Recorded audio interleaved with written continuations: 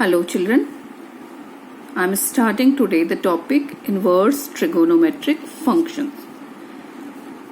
So first we need to understand what is a inverse function. For that I am taking you to class 11th. Now in class 11th you have studied the mapping of functions. Suppose f is a function such that its mapping is from the domain set ABC to the set 1, 2, 3 such that I have tried to show here the mapping by the arrow diagram, and the function is such that here ABC are the elements of domain and 1, 2, 3 are the elements of the codomain.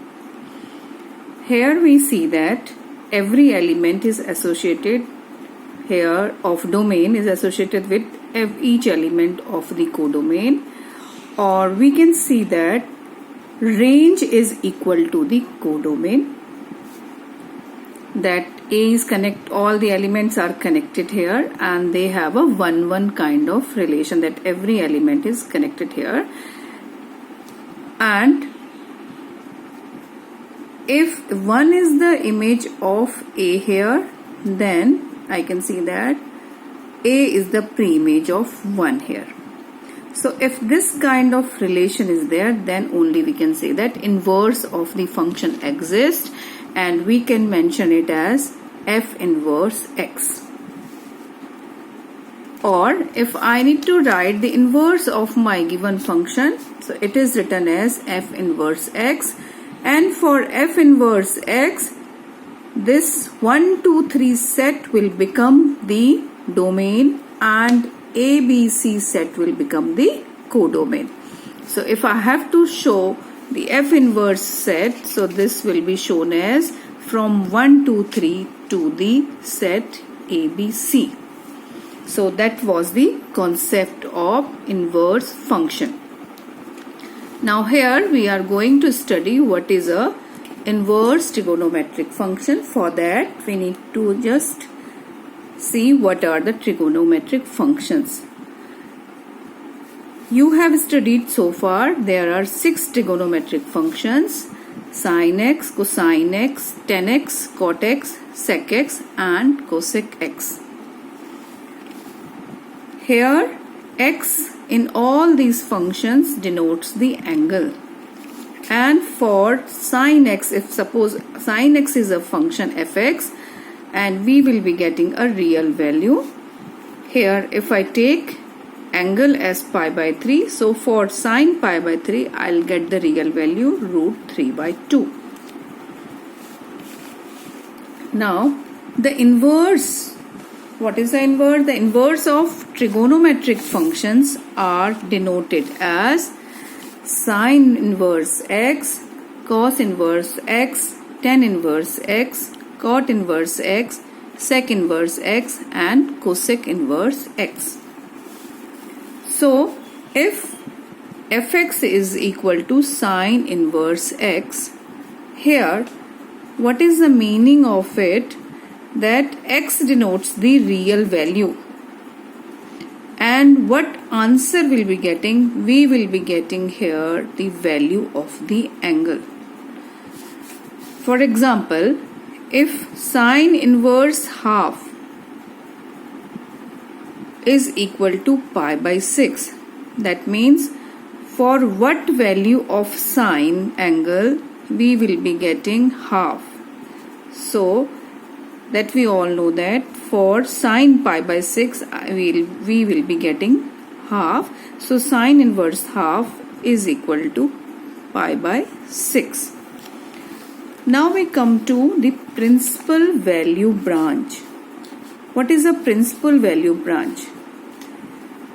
Here in class 12th in our course, principal value branch for every inverse trigonometric function has been decided, and we will solve all the questions under that branch.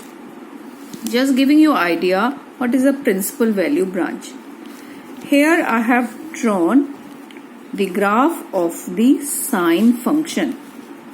This is the graph of the sine function, and we can see here the maximum value the sine function always attains is 1, and the minimum value it attains is -1. Now I have drawn the graph. We can see that it attains 1 at different angles, and it will attain -1 also at different angles. But for describing the inverse sine function, a principal value branch is decided for which the inverse of this function is possible.